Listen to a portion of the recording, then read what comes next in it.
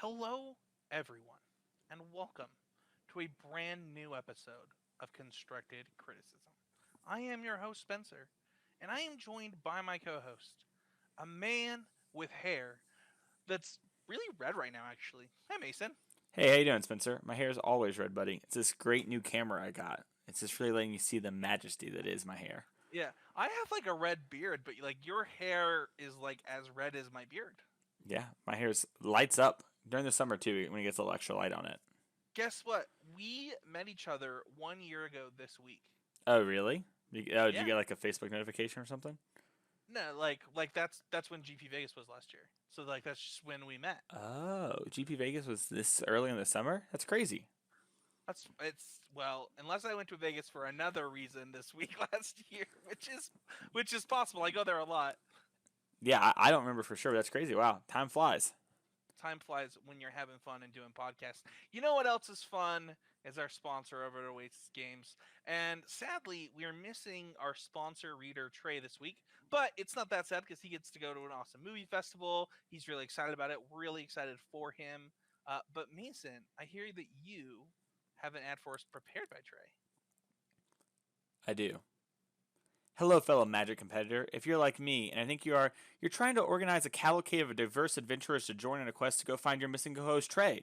The ad must be read, but only he knows where they are, and they are kept secret. It's a legend. Has it out in a distant lake, and the distant lake lies on an island, and on the island there's a church, and on the church there's a well, and in the well there's a duck, and in the duck there's a nest, and in that nest there's an egg, and with the egg you can find the key to the ad to go to Oasis Games. That's right, head over to MTG Oasis right now and use code CCMTG for 15% off your first order. And you can use the code Would That Be Good at checkout for 4% off every order. Good luck, adventurers. Is That that an is. ad? Is that ad allowed? That's a song. Is it? I don't know. I would say it's a parody, and as such, we are totally fine. But what's not a parody is the great deals over at Oasis Games. So head on over, check Right. them out. There you go. All right. Oh man, I'm getting notifications up in here. Sorry about that. All right. Yeah. So you know what else is great is our patrons over on patreon.com/ccmtg Mason. So if you go to patreon.com/ccmtg, you too can be a patron, just like our friend Mark and his son Pace. And I just want to give a special shout out to Pace this week.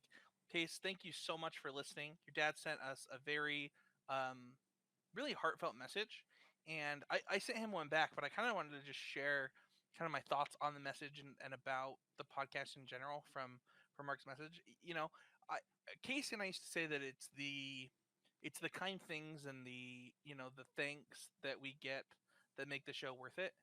And I really believe that's true. Like when you get a message like the one that Mark and Pace sent us this week, uh, it kind of just makes it all great. Like it really, really adds up to more than any dollar amount on Patreon ever could. And one of the things that was mentioned in there is kind of the always improving mindset and how how helpful that is for them and how the two of them can get really excited to listen to the show together as father and son. And I think it was episode 2 or 3. We made a decision to make the podcast family friendly. No swearing, just whatever. Just make it accessible for everybody. And it's messages like this and this relationship that this father and son have that really make that decision worth it to me. Yeah, 100%. It's pretty awesome that Pace and his dad can have that. That's not something that I think a lot of us had as a relationship in the past with our parents and Magic and something like that. And so we're honored that you two choose to spend your time with us. So thank you. Yeah. So special shout out to them this week. And Pace, if you're listening, I told your dad that you can have access to the new call-in segment that we'll be doing for hashtag always improving. So if you want to get on that hashtag always improving call-in line, Pace, just let your dad know and he'll give you the number to call in it and leave a message so that you can be on the show with us. So thank you so much to both of you. And let's move on to our next segment, which is hashtag always improving. Hashtag always improving is the point of the show. We believe if you're not getting better, you might be getting worse. And we just want to kind of do what we can every week to be getting a little bit better each and every week. Uh, you know, Mason, you and I are these elite Smash players that are really about the little hedges. Go on. No, we're not. But I was texting you this week about always improving both in Smash and in Magic, and I'm really excited to kind of talk about my always improving moment in Magic this week because I think it's a symptom of the new world we're in Magic. So for me, Mason, this week, my always improving moment was realizing how quickly I'm conceding on Arena because the games fire so fast and they're basically free to play. I find myself just conceding the second like I'm at a disadvantage in a lot of cases. That blew my mind when you told me it. To be honest, I was sorry. Keep going. no, it was just like I'm like I'm not favored to win this game. I'm just done, and I was just kind of like, why am I doing this? It's like, how does this help me get better or learn? And then I stopped doing it and rattled off like a bunch of wins in a row. I think I've won my last like 10 matches. Like I don't know. It was really interesting to I noticed I was about to hit the concede button. I was like, like if I just draw like these two cards in a row, I probably am like a pretty big favorite to win. And then I did, and then I was like, oh, I probably do that a lot right now, because I'm really frustrated with standard and arena. It makes it so easy, and it was interesting to think to myself, because it's funny because I don't do it in paper. It's just like an arena thing, Mm-hmm. and it was, I was kind of stealing opportunities for myself to learn, and yeah, I'm gonna stop doing that. Yeah. Yeah, I think especially when it's something like that, where it's like if you think about it, you're like, well, I have like a 2 draw stepper, right? You can at least take the first draw step and see if you got halfway there or not, right? And once you do that, might as well take the next draw step. So, for sure, I that is not something that I do. I find, you know, I'm kind of maybe playing out games I shouldn't be. I'm just like, whatever. The game goes so quickly. I have like the inverse thing of you. I should Sure. probably concede quicker because I might at tournaments because I like you do only have so much time at tournaments to play around. So Right. yeah, What yeah. about you? What was your always improving moment this week? Well, I just got back yesterday from the Star City Games Invitational, and my At SEG Con. at SCG Con brought to you by Okikoki Dice and the people at Carnox. Did you see those chairs? Woo! Fancy. I'll tell you what they weren't like, the chairs in the audience. You know, there's a little clip going online about Patrick making fun of people in the chairs, and that one's close to home. Well, I'll tell you that. But no. So I had the Invitational. It was my first event that was like a mixed format, and it was one of my like first invitee only things I've gotten to play. I've qualified for the Invitational in the past, but I didn't go because it was always like RPTQ weekend and a hometown RPTQ, so it's kind of like can't pass that up. But my always improving moment comes from the Invitational, and it was one of those things where round one I got paired against Matthew Dilks, who's I think he ended up number 2 on the SG leaderboard, but he was at the time, and I played against him, and I played like a really close set, and then I lost, and I kind of lost in like a weird way, and I was like, that's unfortunate, and I just had to like not let it get to me, but then and I was able to rattle off and I made it into day 2 at X and 2. And so I won a bunch and then lost like the third to last round of Modern and then won the last 2. That doesn't really matter. What matters is though is that the next day I had a lot of like really unfortunate things happen, and I kind of slipped up and like got kind of down on myself and let that affect me. But I realized later in the rounds that like no, this doesn't really matter like how these rounds go.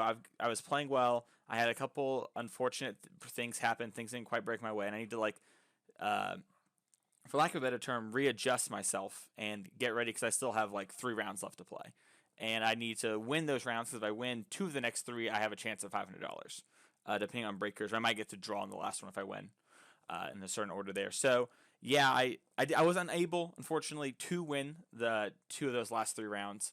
But I was happy with myself being able to readjust myself because I started to let myself slip earlier in the tournament, and then I like did better. But it was a weird thing where it's like even though you're having a good run, to not let that affect you because it's easy when you're like first off a tournament and you start to lose, like be like, oh whatever, just like I have to keep battling here. But when you start winning, and then like you have like a real shot at things, and then you start losing, it's a different effect on you. Do you know what I mean, Spencer? Can you I relate to do. that? Yeah. I mean, I was my friends would make fun of me during PPTQ seasons for a long time because they were like, "Yeah, Spencer either just top eights or 1-2 drops, like every time, no in between."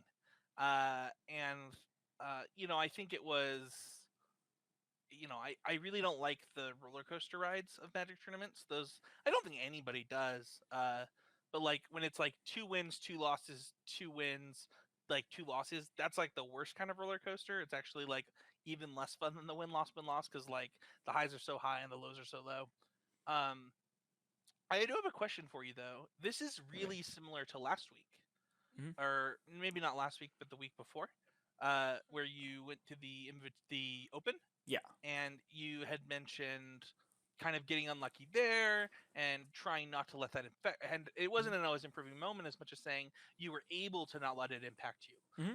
What's the difference here? Like, what caused it to impact you this time where it didn't last time? Probably a couple of things. One, the stakes are much higher. Two, the things are more ridiculous. Uh, which I like. I try not to let that kind of stuff affect me, but like it was somehow like almost at the same level of like the ancient strengths thing missing 3 times. You know what I mean? But just like happening multiple rounds in a row, and that kind of stuff just like it can build up on you, and even when you're like able to push it away and like accept it when it happens over and over again and over again, it's easy to let yourself slip up there. And I think it was probably just a combination of that, and honestly, I did not sleep very well at the event, and like as such, I was a little crankier on. I guess it'd been Saturday. It's so weird playing an event that starts on Friday because I'm so used to the second day being Sunday. But on Saturday, I was pretty like tired and stuff like that. So Hey, baby, we no. got GP Vegas coming up. You got to get used to that Friday GP life. I'm starting to get used to it. It's weird. I don't know. We were like pulling in, and I was like telling a story, and I was like, "Yes, I guess it was Thursday." I'm like, "No, Thursday we drove up here, so I guess it's Wednesday." Yeah. So it was it's a unique experience, and I enjoyed my time a lot. I loved the invitation. I got to hang out with a lot of people. I got to play a lot of good games of Magic, and I had a lot of close ones. So it was fun. What do you think is like the biggest takeaway from our always improving moments this week? What if you were to tell the listeners, something about mine? What would you say? If I had to tell the listeners something about yours, I would say that when you're in a situation that looks hopeless, it is pretty easy to just move on to the next thing. And especially once you get to the point where you don't let losses affect you, it's easier to do that. Like, because so there's like a certain level where like losses really, really affect people, right? And like even those early ones, and then they get super upset about it. But then over time, you kind of get better at not having that affect you. But then that can go to the inverse too far, where you just start scooping because it's like, oh, it doesn't matter. It's an arena game, right?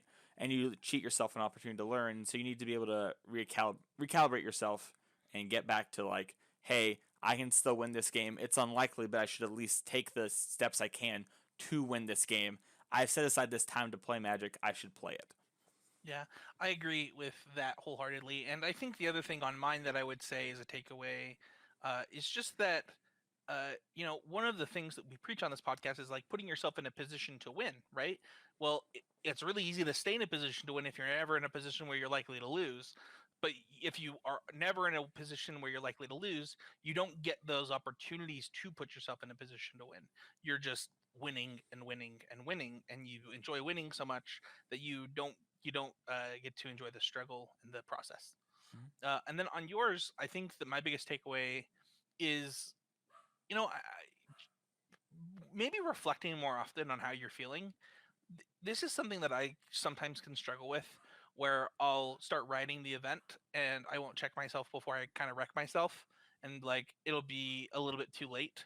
I'll be in the middle of a round and I'll realize like my mind isn't really where it's supposed to be for a match of Magic. And finding a way to avoid that is, check in with yourself. How am I doing right now in this event? And do I need to adjust something? Mm-hmm. Yeah, that makes a lot of sense. I like that. Cool. Well, let's move on to our training grounds, which this week is a mailbag episode. So this week we're not going to do a power rankings because next week we're going to do a mega rankings episode. So no deck of the week, no card of the week, none of that stuff. But next week we're going to dive deep into what MTG War of the Spark has ended up as. What is it? What does it look like? Before we do that, this week we're going to read questions from our listeners. If you're a patron of $5 or more, you get access to the Constructive Critics group, and your questions got first priority. If you're just a patron at all and you post it in the Patreon your questions got second priority. And then, if you follow Mason or CCMDG on Twitter, they tweeted about it, and your tweet probably also made it onto this week's show. So, all kinds of ways to get involved in the mailbag episode this week, and we're excited. We have quite a few questions. Should we get started? Let's hop right into it. First up, we have Adrian, who says, I don't know how to read or predict a metagame. So, I guess my question is, how do I do that in Standard specifically? Oh, Whew. man. This one's deep. It is very, especially with this current standard. But yeah, Yeah, so don't try it in this standard. No, that's not exactly true, right? Like I kind of called this Gruul thing happening pretty quickly. Um, so I think that one of the things that is easy is to break things down into micro problems when you're trying to do this. So like let's say that let's take the example of when I like tweeted that I thought Gruul was going to end up being one of the best decks in the standard, which right now it is. It is actually, probably second or third best deck. So what we saw that was happening was uh, people started playing a lot of planeswalkers. So a lot of planeswalker decks are seeing play, and what is good against planeswalkers?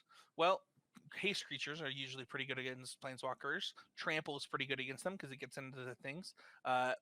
Burn spells are pretty good against them because it kills them. So all that adds up, and it's like, okay, so I think that this Gruul deck is going to be really good against these Esper and Jeskai decks. Um, then what else happens is the what is the name of the card? Wild Growth Walker decks, they start to play less removal spells because they're playing Command the Dreadhorde. Well, how do I make your Command the Dreadhordes bad? Well, I get your life total low. So playing an aggressively slanted deck is more powerful. And so when you add all those together, you can come up with a couple of different options to things that you could do to attack that metagame. And that's kind of what you're doing. You're trying to break down decks into like a problem set and then deciding what your answers you want to be to that problem set is. yeah, for sure. So like an example of this might be, I guess we can just use the Invitational for last weekend. So I decided to play Feather at the Invitational for the standard portion for the following reasons. Gruul is a good deck. People are playing Gruul. People have kind of figured out Gruul was one of the decks to play. And there was sort of this arms race going on where it's like people are playing Ripjaw Raptor to go bigger, and then people are playing Nullhide Ferox. And while I really like the Gruul decks, I didn't want to be a part of that. I also thought people might play mass manipulation decks like we saw at Collins Mullins destroy the Swiss with, and then unfortunately lose in top 8 with. And I thought that deck seems like a reasonable deck for people to play. I figured there'd be a lot of it. There was a good amount of mass manipulation decks. And because of that, I was like, all right, those decks are popular. There's going to be Esper Hero still because that deck's a very popular, consistent deck that gets stuff done. And it turns out that deck would end up winning the event and have a good representation as well. And so I decided, well, while that matchup is bad, these other two are really good. And the red matchup is close enough once you make a few changes to the Feather deck that was before. I decided to play Feather at the event. And for the most part, when I ran to the decks that I wanted to play against, also the Dreadhorde matchup's pretty good because you can like go bigger than them. I chose to attack it in a different way, right? Than like maybe a Gruul would, and go underneath people. And so that's another way of attacking things. Another example of that might be like Mono Red is kind of like a base example of that, where it puts everyone to the I can go underneath you test. And if I need to, I have Frenzy to try and sneak out long games if you go long. So I would say, kind of like what Spencer said, when I'm trying to figure out what I'm going to play in a metagame or how to attack a metagame, I kind of look at what's going on, what can I do to beat that, and I also try to think about what other people are going to try and do. And I don't try to go like too high on that, but I do try to keep in mind like if it seems like a weekend where Lava Coil is going to be a main deckable card, I wouldn't play the Feather deck. But if it doesn't, and I don't think people are going to do that kind of stuff, then it seems more safe. So Yeah, Lava Coil is like a really good example. I'm doing a deck tech here this week on the Gruul deck that I just posted in the Concerted Critics group, and I have Lava Coils over Lightning Strikes and stuff like that. And one of the things that I'm going to be talking about is, it's really important to actually be able to kill Wild Growth Walkers and exile them for good out of the Dreadhorde deck because it makes it so that they can't cast their Command the Dreadhordes against you. And so if you use Lava Coil, you get to kill opposing Phoenixes as well as Wild Growth Walkers and exile them. And, knowing why you're playing the cards you're playing is often more correct than being right about the metagame choice. I think that's always something that people need to take to heart is you're just not going to be right 100% of the time. But if you have a reason for what you're doing and you have a plan, it's probably better than what a lot of other people are doing. plan beats no plan 90% of the time. Yeah. Just kind of the truth when it comes to things like this. So I hope that was helpful, Adrian. Yeah, next up, Henry says, is there a difference in how you should approach a tournament where the relevant result is winning versus one where a top 8 or top 4 has value? I don't actually take this into consideration in tournaments. So, for example, I'm skipping the MCQ because it's on Father's Day that's coming up, that's in Vegas, and instead I'm playing that weekend oh man, I don't remember the name of the tournament series, but I'm playing a qualifier for a West Coast tournament series that's new. Um, Nerd and Rage? No, it's called the WSCS, Okay. the Western States Championship Series or something. That checks out to me. It's something new. All right. So it's like Idaho, Washington, Utah, California, that area. Anyway, so I'm playing in that instead, and the top 4 qualifies for that tournament series that I won't try and say again. Uh, but I'm not going to approach it any differently than I would any other tournament because, in essence, why should I? Like, my goal is to win the event or to do well at the event, the best that I can do. Uh, you know, I'm just going to play the deck that I think gives me the best chance to do that. And I think that that's going to be true no matter what type of event I'm playing in. Um, this might not be true if you're like when back in the pro point days. If you like very specifically need a 2 point finish, right? You might play something different than if you needed like a 4 point finish. But I don't think that's going to be the case in like most of the tournaments that Henry's talking about, right? Like a 1K or an MCQ versus like a GP. I think you're going to have pretty close to the same approach these days. Yeah, I don't think that I would. I don't think I've ever really cared about that before. Like, when I go, I'm going to just play the best Magic I can, do the best I can, and so that means like trying to get top 8, trying to win the event, and so I haven't been in many situations like where I need like a 2 point finish or a 1 point finish, and maybe that's just like my inexperience in that situation coming out. But for the most part, I agree. I think there aren't going to be many tournaments where that's going to matter, so I just wouldn't really worry about it. Next question is again from Adrian. He says, how do you condition yourself to play for longer periods of time? After playing for 2 hours straight, I usually need a small break, and I'm specifically talking about playing online. I'm really bad at this. I am like an hour, take a break, do something else, an hour, take a break, do something else. 2 hours usually is like where I top out at. This is something I need to get better at. I think that there was an episode of the Head Games podcast where they talked about how other esport people will actually train how they are going to play. And that Magic players are really, really bad at that. And one of the reasons we're really bad at that is because our events are so long. And it's really hard to like play for an hour, play a single match, and then take a 45-minute break. Play a single match, take a 45-minute break. It just doesn't make sense to do it that way. So because of that, it's not practical for Magic players to practice how we play. Um, so I think it's about I don't know. You don't have to just play for 6 hours straight. I don't think you need to condition yourself to do that if you're not comfortable doing that because I don't think that's how you're going to be the most successful playing online. I think how you're going to be the most successful playing online is playing at the speed you want to play, how you want to play, when you want to play. That's just my opinion. So I guess I'll talk about the online thing, and then I can circle back to tournaments. When it comes to online, it really does kind of depend, I think, on when for that, Spencer. For example, like if it's the beginning of the month and there's no real rush, I think you do whatever you need to do, right?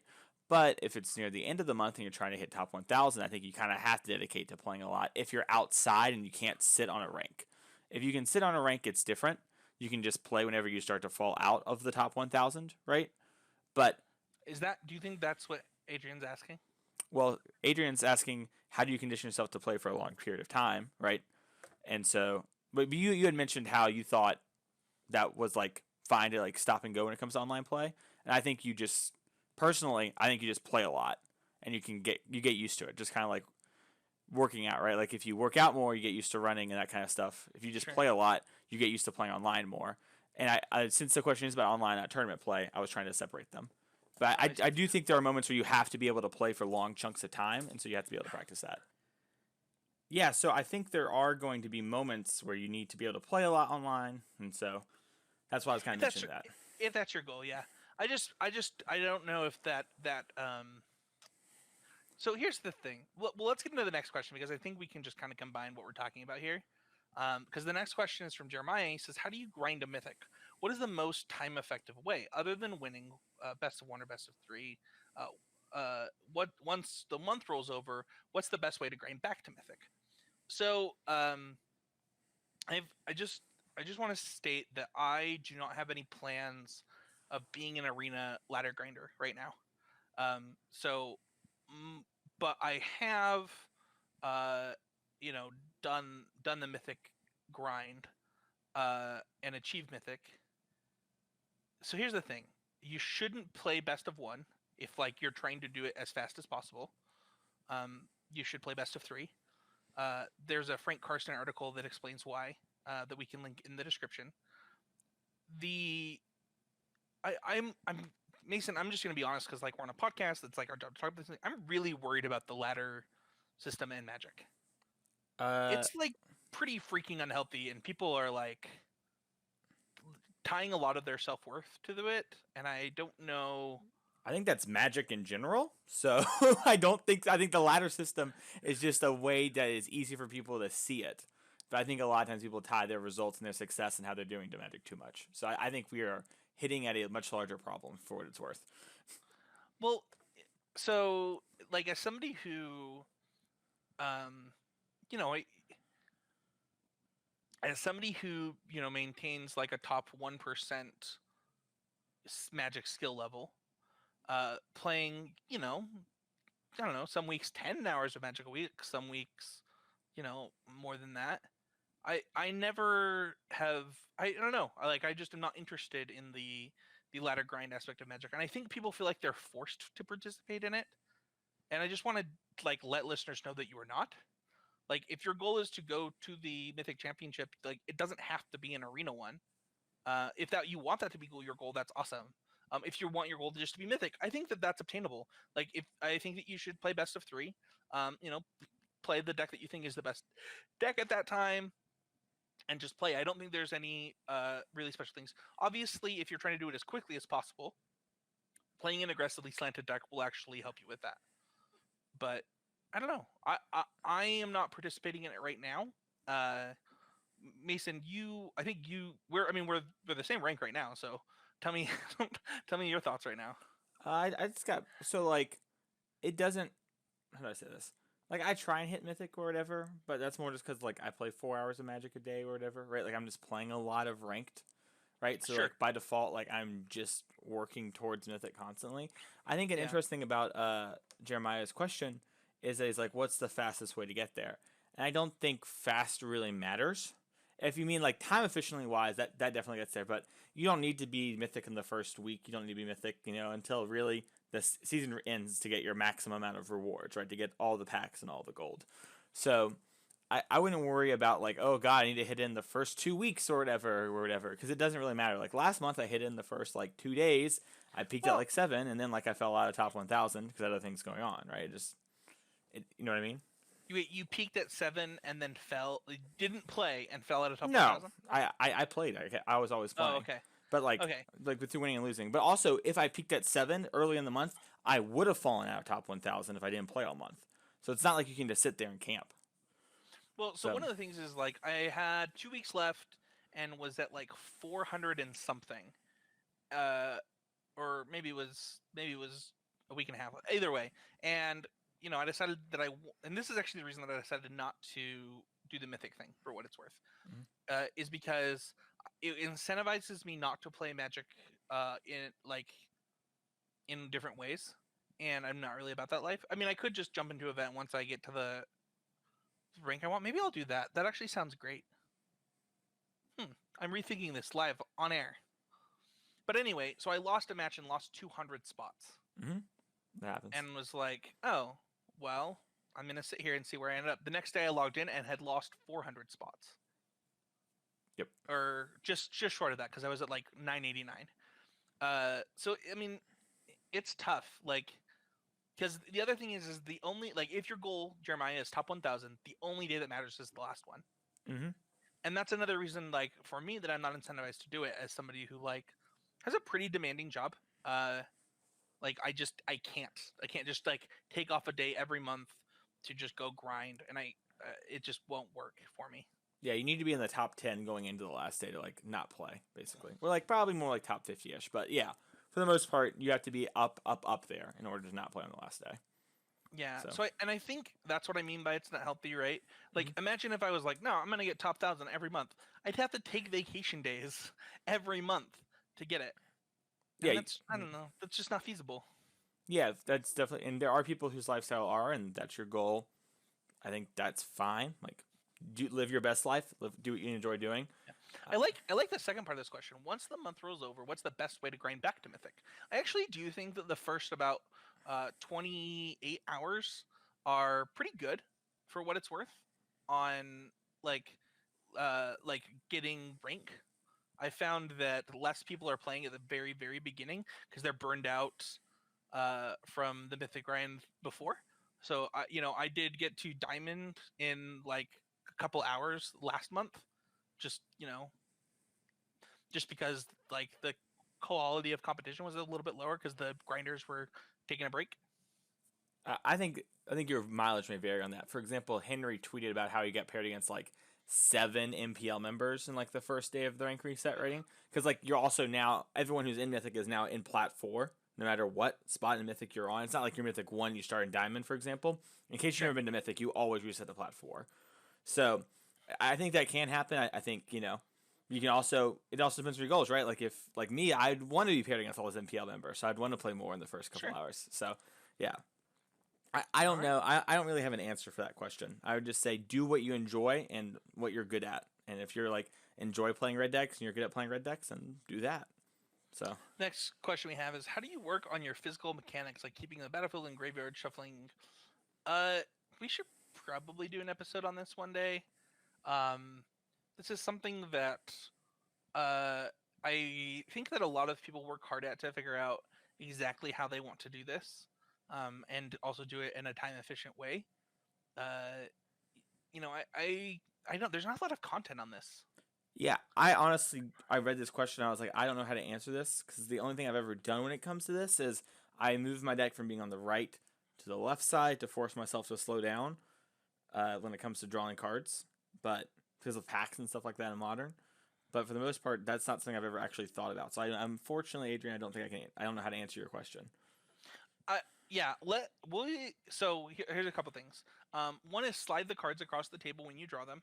This makes so that if you have sleeves that are a little bit sticky, so like if you're using some of those like Ultra Pro sleeves, they won't. You'll actually see before you draw two cards on accident. Another thing to do, and when you slide across the table, it's not touching your hand, so you're able to put them back without like a weird judge call. The other thing that you can do is, when you shuffle, don't pile shuffle between shuffles in a match. Like, just if you riffle shuffle 3 to 5 times, your deck should be randomly.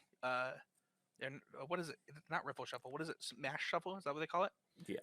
Yeah. If you mash shuffle 3 to 5 times, your deck is sufficiently randomized and you should be good to go. Um, some of the other stuff we can come up with, and I think that I'll either do a video on this or we will come up with an entire podcast on it eventually. But yeah. Yeah, I don't know. I just don't. This is weird. Like one thing is like my lands or whatever, which way I tap them. Like I don't care about that kind of stuff either. So You definitely should. about like which way my lands are tapped. Yeah. Like Yeah. okay. Just kind of like so if you become mechanical in those type of things, it takes less mental energy later. So like even though you're like it doesn't take me any mental energy because I don't care, that's not true. Your brain is actually has to process how to untap your lands and stuff like that. It's like people with a messy board state actually are using more mental energy than the people with a clean board state. Okay. I let's just move on. Let's just move on. You can edit that question out if you want. No, I'm leaving it in. It's fine. Now I'm curious what you're thinking though. I just don't. I not literally ever think my lands can be upside down or whatever. I'm just tapping and untapping them. Like with Titan and stuff, I have to be specific because I have to like make sure I'm using the correct mana or whatever. But for the most part in standard, like I have my lands and then like I look down and tap my lands the correct way and then I move on. But like I don't care. But like so like if you're watching the video, I'm picking my cards up to the right or to the left. I'm just literally doing whichever way is like the easiest for like my battlefield, for example. or like Mhm. the untapped land. So like if I need double force and double force is on the far right, I turn them to the right because I'm about to turn my mountains to the left. Like I don't know. That's crazy. It's just yeah. You, I don't know. It's just always how I've done it. all right. Yeah.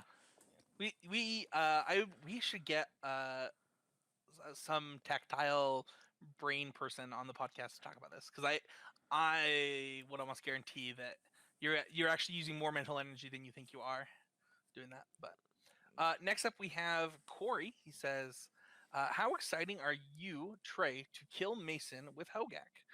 Also, are you happy for calling this card good and it's looking like it's part of a super busted deck? Well, Trey, what do you think?" I'm not, and I love movies. Best part productions. Yeah. So this card seems to be pretty good. Yeah, I don't know. It's a card. People found a way to make it consistent and do its thing every time. It's from what I can tell. Seems powerful. I'm curious to see if the metagame can adapt, or if we're gonna have to get to bannings or whatever. I don't know. I doubt that like there will need to be bannings. Like, it's pretty easy for the blue control decks just to play Terminus again, right? Sure, that's true. Doesn't this deck kill you pretty quickly though? Yeah, Like, the Bridgevine deck is pretty fast if they're like on the Bridgevine version. Most of the screenshots that I'm seeing are from Dredge decks, though. oh, I'm not seeing any dredge decks. Are like, I think I'm only seeing Bridgevine decks that are playing like 8 dredgers or 7 dredgers. They're playing like 4 thug, 3 imp is what I'm seeing a bunch of. Ah, okay. So maybe it is Bridgevine decks, and I'm confused. Yeah, there also might just be. I'm so sorry. I literally can't think of the word. Diversity in deck lists. I couldn't. I was like the thing where things are different in my head, and I was like, that's not a word. That isn't a thing, but it is. You can't just say that. It might just be you're seeing different parts of the internet. Also, full disclosure, I might just be picking that up because there was a lot of talk going on in the envy and people talking about Bridgevine. I've only seen like 3 or 4 lists of this deck, but all the ones I saw all played Alter, 4 thugs, 3 sneak Yeah. imps, and I thought that was weird because I was like, when you want more imps than thugs, but I thought about it, you might want thug to get back a creature from the graveyard to replay for Vine. So I think that's the reason, but I'm not positive on that, so don't take my word on it. Long story short, Trey's a phony. We have an IQ this weekend, and we messaged. It's a modern one. He's like, I don't know, I might play that deck. He said he was so excited to play. I see you, McLarnon. I see you. He's No, he's out there playing Boar. just telling everybody what Trey's playing. That's fine. No, Whatever. I don't know. Like, I think this card is cool. Like I said that on the show that I like thought it was cool, and I hope that it saw play, but that I thought it was unplayable, and I was wrong. Yep. And I thought that wasn't consistent enough to like do its thing every time, and it turns out it just is when you add to some of the cards. I want to say adding Alter, is it of Democles? I don't know. Alter of the D. Oh God! What time do I gotta edit that out? Alter, Alter is a sick addition, and it was funny because a friend was like, "Do you think this is gonna be good in Dredge?" And I was like, "Probably not, because it's like a little slow." Dude, But either way, yeah. So I'm impressed to see Alter of the D actually go the distance. So yeah, you just said it again. yeah. Next question we have is from Bob. He says, just getting back at Magic, playing almost entirely on Arena because of time constraints. Is playing constructed events okay practice? I need to build my gold up for my collection and don't see myself grinding for Mythic. No. I think if you're trying to build gold up and stuff like that, it's totally good. And there was a point where I was all about constructed events because there wasn't ranked, and that was the thing that was like driving people because you put some gold in and they wanted to win. Now every time I play a constructed event, I like almost never run into tier decks. I do them actually a fair bit in order to get extra gold and stuff and try out weird things. So I do not think they are good. Yeah, for I testing. played one event yesterday, and or 2 events yesterday, and played against one non-tier deck. So I disagree. Sure. Also, like I ran into absolute garbage on ladder today in platinum. So, like I don't know. Like I think this is like pretty typical Magic player stuff. They think the thing that they're doing is best, and the other people are wrong. I just think that Magic practice is Magic practice. Like I'm the kind of guy that like was testing Cockatrice, so like I just Yeah, I Yeah, you disagree. That's fine. I don't think it's what you just said, where it's like Magic players being typical, thinking they're best or whatever. I just have played those events a bunch, and I did that a bunch, and I started to notice a deterioration, and so I stopped doing it. And so I'm just Sure. giving what I think is best advice. No, that's totally fine. Yep. It's not just you. Yeah. Like people. So one of my favorite parts about our Discord was when events were big because people would post their deck lists when the events were big. Now they don't post their deck lists in our Discord, and instead our Discord is completely silent because events stopped happening. And it's like I don't know. It's like my least favorite part about Arena by like a pretty substantial margin. I say that it is the best way to build your gold because that's what you're asking, and you should do that. Yeah. When it comes to building your gold, it is definitely the best. That is Yeah. 100% back. The other thing that I would say though is that you shouldn't be spending all of your gold in constructed events.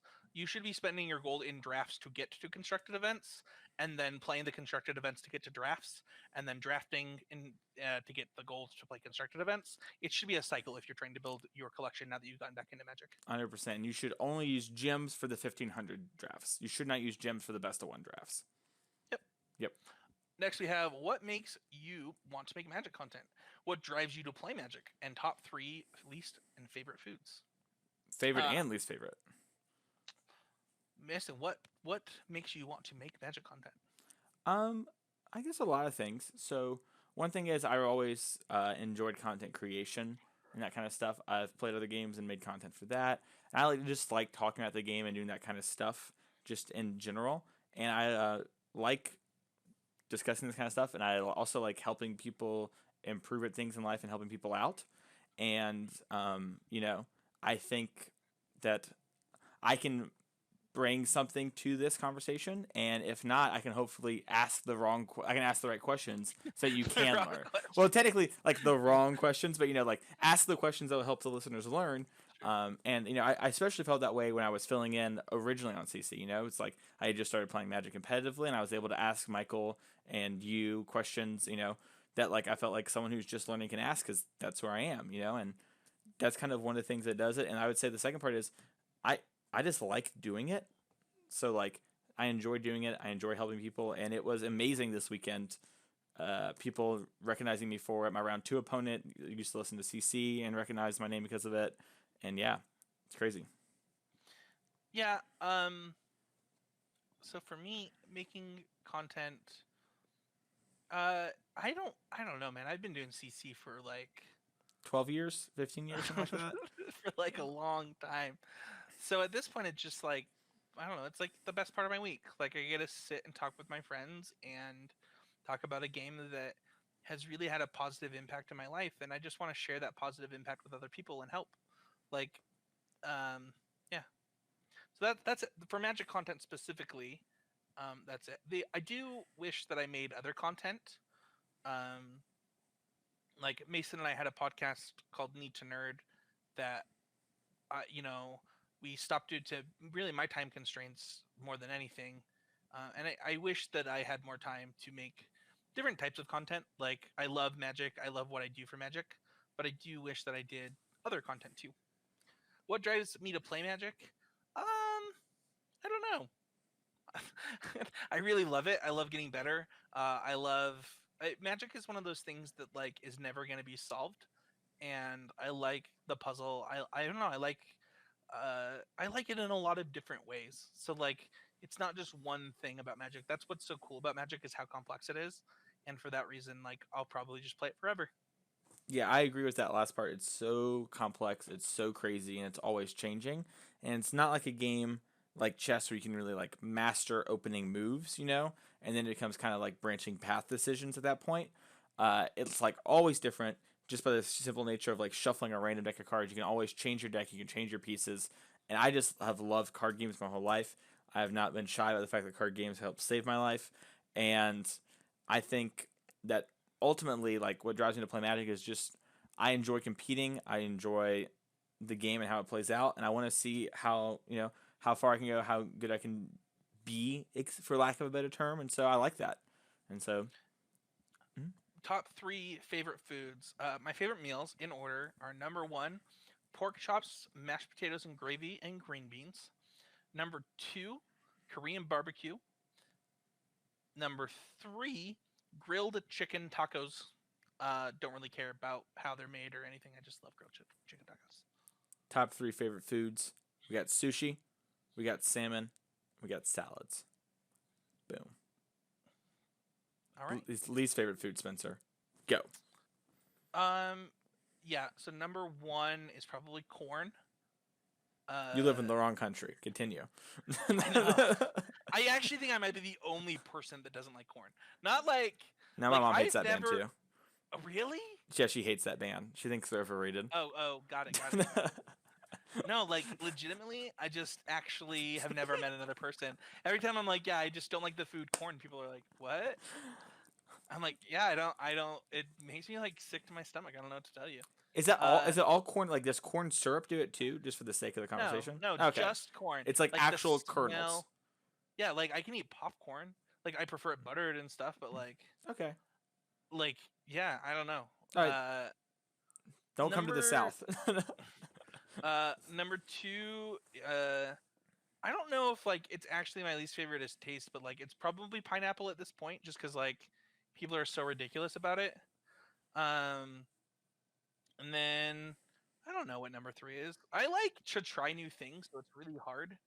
Like, like there was a time in my life where I would never eat anything green, and now like spinach bacon pizza is like my favorite pizza. Like I love spinach. Spinach pizza's dope. I got made fun of. I got made fun of in pre-first for voting for spinach pizza, and Dude, it scarred spinach, me. Like even just spinach and white sauce, like it doesn't actually need any meat on it. I actually think it's just delicious. White sauce? I haven't tried the white sauce spinach combo yet. Oh yeah. That's the where it's at. I don't know. I don't know what my 3rd least favorite food is. All right, I'll hit you while you're thinking. Number 1 is strawberries. I don't like strawberries. I've grown as a person, and I'll eat strawberries, and I'm not too proud to admit that at one point in my life I would tell waiters I'm allergic to strawberries to make sure I didn't get strawberries. I used to hate strawberries, and now I just would prefer not to have strawberries. Number 2 is pepperoni on pizza. Once again, I'll eat it, but it's not great. And if you just get pepperoni pizza, I love you as a person, and I'm here to talk to you. My DMs are open, but you need to talk to somebody. It doesn't have to be me. Number 3, and this is a controversial one, Spencer, so are you ready for this? I don't think you're ready for this. Raspberry jam on anything. Get it out. That's my top 3. All right. I'm not joking. That's my top 3. I'm like far more upset about the strawberries than the raspberry jam. Would you like to talk about the strawberry thing for a second? No, it's fine. All right, that's fine. I don't know what my 3rd like. I'm a texture person, so like if I don't like the texture of something, I just like gag and won't eat it anymore. Where so, do like, you fall really on? Oh, sorry. Continue. So like a really good example of this is like onions. I really like the taste of onions, but I really hate the texture of onions. So I need my onions cooked really small into things so that I'll eat them. What about oysters? Where do you fall on that? That's fine. It's whatever. Okay, I'm surprised by that answer. I think the actual answer is iceberg lettuce. Like I just actually hate iceberg lettuce. I'm gonna go on a small thing. Iceberg lettuce, it's too much. Just stop. You don't have to be all that. You can just be lettuce. That's my whole thing. I don't like iceberg lettuce either. So there is an exception to this that I really like to do, which is when I stay monocolored through one side and I notice what I think the person to my left is past, what the person to my left I'm passing is, and then and then I take I block it the other direction. Anyway, so that's an exception. But overall, I think that usually it's pretty wrong. I said the wrong direction too, which makes it even better. But anyway, yeah, I think it's usually pretty wrong to like give a flying rat's bum what your opponent took pick 2, because like it's just not going to matter that often. Like you're getting past the other 2 packs like way more often. You're getting past the cards the other direction way more often. Like it's just people care way too much about it. Like the number of drafts that are people like, you didn't end up blah blah when I passed you blah blah, and it's like, oh my gosh. Yeah, I don't know. The only time I ever remember thinking that is I like someone passed me Wingmate Rock, and I was like, what is this signal? It was in Khan's draft, and I got past Wingmate Rock. And I remember I talked to Marshall Sutcliffe afterwards, and he decided that the signal was they opened a foil Wingmate Rock, so or foil fetch. But yeah, exactly. You know, it could have been a foil. Yeah, exactly. Or they just don't know Wingmate Rock is good. All these things are possible. But yeah, I agree. That's a pretty overrated one. My overrated one is pile shuffling for the sake of randomization.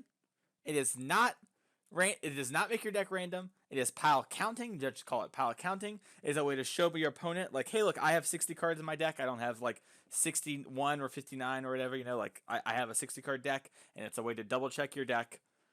That is it. Pile shuffling does not make your deck random. It is so overrated as a way to actually shuffle your deck. So many times I see people be like, oh, I forgot to pile shuffle on my mulligan to 6. This is as the reason to I am mulliganing, not because I drew a bad hand. So that's mine. What's your most underrated thing, though, Spencer? Yeah, for me, it's road trips. Like, people hate road trips so much. Like, they hate being in a car for a long time. And, like, all of my favorite Magic memories come from road trips. And Mm-hmm. so it's just, I don't know, it's super underrated. If it's like a aspect of like actual competition, um, I don't know. I think that one of the more underrated things is like actually having a game plan of your like knowing your game plan. So like I tweeted about this the other night because shout out to the winner of the Invitational. I thought he played really great Magic, but during his interview, he said that he was a dirty sideboard guide user, and I was like, oh man, people are like really misunderstanding what's happening with content creators and sideboard guides. But I don't think any content creators out there like, oh, if you want a sideboard guide, you're dumb. Like, that's not what they're saying at all. But I think most content creators actually make their own sideboard guides pretty often. Like for me, before a big event, I'll make my own sideboard guide and then I'll adjust on the fly. But what is actually happening is like people will, put in zero work and not have their own plan and just rely 100% on other people's work, which is totally fine. Like using another person's deck list, totally fine. Using another person's guide, totally fine. But I do think that like we're getting to a point where like people are like a little too willing to put in zero work with things, and like then just tell another person that they're dumb for that not working out for them. Yeah, for sure. I was gonna say having the plan part is one of the most underrated thing for me. So we can keep Oh, moving were on. you gonna say the same one? I was gonna say yeah, like not having a plan is the most underrated thing. Like I said earlier, plan beats no plan 90% of the time. Like at a Fair certain enough. level. Yeah. Yeah. If you had an underrated aspect of the gathering, what is it? Uh, probably dinner afterwards, but I don't Oh, like I'm road all trips. about the So. breakfast, bruh. I'm all about that breakfast. Starbucks every day. I spent $20 to get my Starbucks into the hall. Did I tell you that? I bought a cup. So at the this is big slops of the Invitational. Get ready. The people at the event center would not let you bring food in that has like logos or whatever. So like McDonald's, Starbucks, you couldn't bring that in. And I had just gotten my Starbucks before the tournament. I had my spinach feta wrap. I was ready to enjoy myself before the tournament started in 45 minutes. Spinach. Yep. And I got there, and the nice lady was like, unfortunately, young man, I can't let you pass. So I chugged that iced coffee very quickly because it was raining and I was cold. I wanted to get inside. And so the next day when I went to Starbucks, I went and bought a Starbucks cup that had no little. I only had a engraved Starbucks thing. And I held it onto my hand. I was like, I brought coffee from home because she said if you bring coffee, you'd be fine. You couldn't like buy coffee or whatever, and so I had to lie to that old lady to get my Starbucks coffee into the event. And now I'm the bad guy, and I'm down $20. But I do have a nice Starbucks cup, so that's something.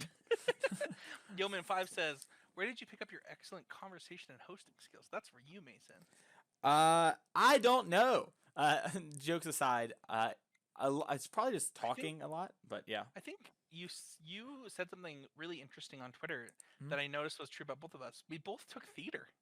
Yeah, I took theater in high school. So that was part of what I was going to say here, and I guess I'll kind of work this in and then we can hop in with your story afterwards, is that up until about sophomore year of high school, I didn't really have friends. I didn't really talk to people.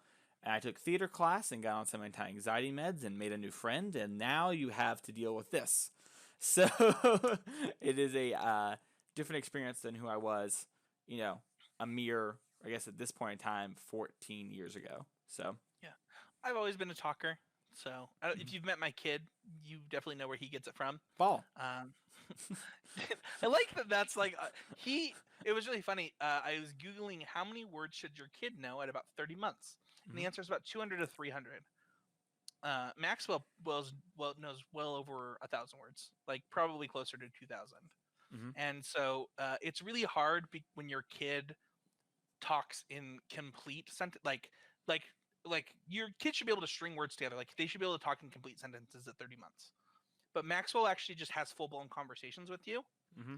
like, and just doesn't stop talking. So like every day he's learning, I don't know, like what feels like 15 to 100 words, and it implements them immediately.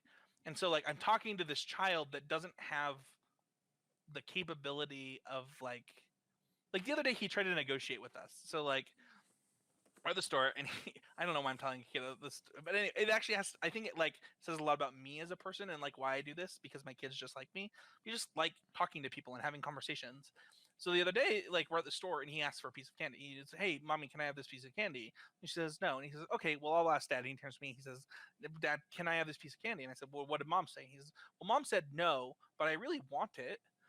And like it, but like I don't know. It's just weird to see a kid that's so much like you, and I hope one day I get to do a podcast with him. Yeah. Yeah, I was gonna to add on to, I guess, to kind of to try and answer the question. I would say, I just talk from the heart and just say what I'm thinking or whatever, and that's what I do. Yeah. Do. Also, who won at Smash between you and Yeoman Five? I believe I had the winning amount of sets. There you go. Boom. But what you gonna take that Yeoman Five? You gonna take that, Next event, bring it. dude? He's gonna. He's. Did you Falcon Punch him? Did you I try did. and style on him? I did Falcon Punch him one time. I charged with the Oh, Falcon Punch and he landed in front of did me, him and dirty. Did him dirty. that's just a good edge guard. Not really, actually, it's a terrible edge guard, but I got it. So there you go. Next up we have what standard card doesn't see much play that you believe should be seeing play. Well, the answer to this question for me was Paradise Druid, but that card's seeing a lot of standard play now. Um, it's probably Domri Chaosbringer. Like I actually think that card is just really freaking good. That card sees a lot of standard play though. It's like in No, all the it girl sees like decks. basically none outside of you and me. No, it sees like in all the girl decks. Like all the girl decks have it. No, none of them have it. What? Yeah, Am go to am I Goldfish, crazy? man. No, it's just you and me. We're just like real believers. Nobody else does it.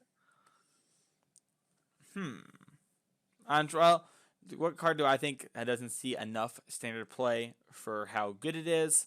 And I'm gonna probably say Nexus of Fate. So Are you thinking Anarch of Bolas? Is that why you think every deck has it? yeah, Anarch or Bolus. No, I said Chaosbringer. Oh, I'm sorry, I got confused there. For some reason I was thinking Domri.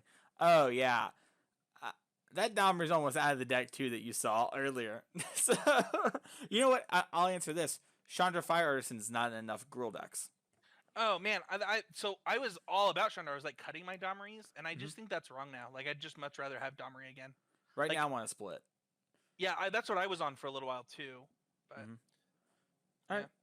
Yeah, I think Nexus of Fate is really, really powerful, and the format's hostile, but the format's getting greedier and greedier, and Nexus is really strong when everyone's getting greedy. So, the last question is from Adrian. He says, "How is your hair amazing?" Question mark. Seems just decent from afar. well, first off, that's an untrained eye. So, an untrained eye, of course, it just looks decent, because everything does. But if you're up close and personal, you can see the magnificence that is this head of hair, and the grays that are coming on the side. Oh man, you're graying already. I am not graying. I got a couple grays. Man, Yeah, it'd be like 14-year-olds that getting gray sometimes. hair. That's kind of crazy. Dude, school's really stressful these days. The kids aren't joking about it. Let me tell you. I was gonna make a really bad joke, but I will not. All right. That is it for our questions this week. Don't forget, you can find me at Specific H. You can find Mason at Mason E. Clark. You can find Trey at Trey MC. Not MC Trey, although, maybe one day. Maybe one day. You can listen to the network. You can follow the podcast at CCMTG. And you can listen to the entire hashtag Always Improving Network over at constructorcriticism.com. We got new podcasts coming out. We're going to be adding 10th Street Hooligans to the network. And then there's a new podcast coming out called Mythic Cast, hosted by Snapkeep Arcade, produced by me. Oh. So this is an exciting one coming out. And don't forget to check out Common Knowledge and limited time only. You can also purchase swag over at constructorcriticism.com. Constructorcriticism.com. You just click on the swag button. I just sent out the first ever CCMTG phone case. Wow. So I'm excited to get a picture of that. Do you want a CCMTG phone case, Mason? No, thank you. I have this sweet phone case that charges my phone twice, and I really love it. because I use my phone a bunch. That's totally fair. I had one of those too. Yeah, it's dope. I love it. I think that's definitely reasonable. Alrighty then. Yep. So don't forget to go over, check out the content here on YouTube if you like. If you're here, hit that like button, hit that sub button, and then head on over to patreon.com/ccmtg support the show. But finally, Mason, after the long Oh, I forgot about this. wait, I had it pulled up ready to go. Don't worry about it. What's the long wait, Spencer? we are bringing back hashtag would that be good. Hashtag would that be good is our Twitter hashtag, where if you tweet it, Mason will read it. Our first one comes from Matthew that says, "Won my first invite to the Magic the Gathering Pro Tour, and now I have to come up with $2,000+ for a flight and hotel." And then there's a response to that. What is that response? Fake it till you. Hang on. I don't see that one at all. That's okay. The response is a GoFundMe created by Constructive Criticism to actually get Matt to his first MC. So if you have some funds and can shoot them Matt's way, we're just trying to help him out in any way we can. Matt has been one of our supporters for a really, really long time. We really appreciate everything Matt's done for the show, and we just want to say thank you. And so yeah, all those funds will go to getting Matt to Spain. Can't find it. Been looking this whole time. Next up, we have, what do you get when at CCMTG and Snap Geek Arcade do the fusion dance? How about a podcast about getting to Mythic on MTG Arena? Arena Mythic Cast is coming to your ears soon. And then we have Trunks and Goten doing the fusion dance. I got a Chipotle tweet next because it's promoted. Then after that, I really appreciate the followers on Twitch and the people who have reached out to me about streaming. I do plan on streaming more. Hashtag Quest for 10. Stuff long term. I've just been super busy. Keep the followers coming, and I'll be back. Hashtag would that be good from Spencer13H. Yeah, dude, I have been not streaming at all. I think I haven't streamed in almost a month now, but I plan on getting back to it.